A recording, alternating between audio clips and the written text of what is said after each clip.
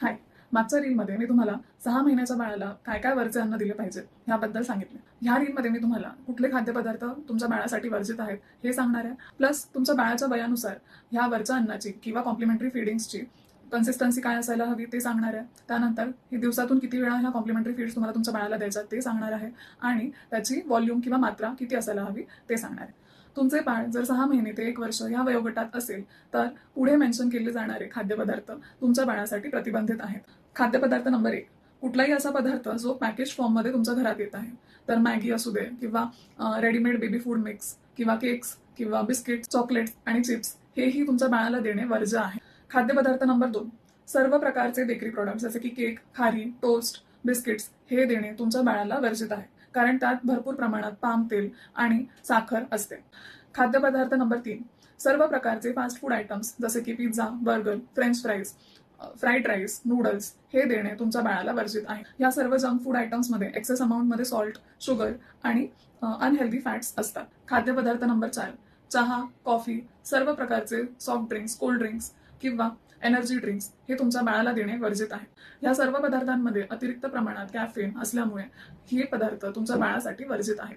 मग चहा चपाती पण तुमच्या बाळाला द्यायची नाहीये किंवा चहा बिस्किट सुद्धा तुमच्या बाळाला द्यायचा नाहीये. खाद्यपदार्थ नंबर 5, चोकिंग किंवा ऍस्पिरेशन होईल असे खाद्यपदार्थ जसे की कच्चे मटार, स्वीट कॉर्न किंवा शेंगदाणे, नट्स, अख्खे द्राक्ष, डाळिंबाचे दाणे किंवा वाफवलेले कडधान्ये हेही तुम्ही तुमच्या 6 महिन्याच्या बाळाला द्यायचं नाहीये.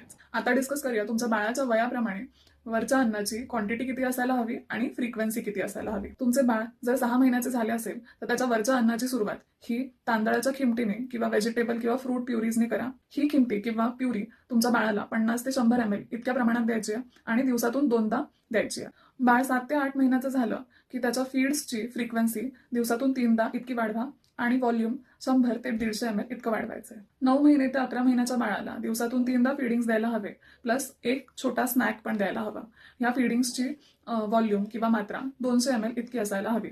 1 ते 2 वर्षाच्या बाळाला तुम्ही घरात जे ब्रेकफास्ट, लंच आणि डिनरला खाताय तेच भरवायला हवे आणि प्लस 2 स्नॅक्स पण द्यायला हवे. आता डिस्कस करूया ह्या वरच्या अन्नाची कन्सिस्टन्सी. बाळ 6 महिन्याचं असताना ह्या वरच्या अन्नाची कन्सिस्टन्सी ही सूप सारखी असली पाहिजे. त्यानंतर बाळ 7 ते 8 महिन्याचं झालं की त्याची कन्सिस्टन्सी पाणी कमी करून सॉस सारखी करायला पाहिजे आणि जसं जसं बाळ 9 महिने ते 12 महिन्याचं होतं तसं तसं ह्या वरच्या अन्नाची कन्सिस्टन्सी सेमी सॉलिड किंवा पुडिंग सारखी असली पाहिजे. पुढच्या रीलमध्ये आजकाल मोस्ट ट्रेंडिंग असणारा टॉपिक म्हणजे बेबी लेड विनिंग बद्दल डिस्कस करणार आहे. चोकिंग बाळाला होतंय हे आयडेंटिफाय कसं करायचं ते सांगणार आहे आणि चोकिंग जर बाळाला खरोखरच होत असेल तर त्यावर ॲज अ फर्स्ट एड तुम्ही घरी काय करू शकता ते सांगणार आहे. So parents, stay tuned for my next reel. Bye.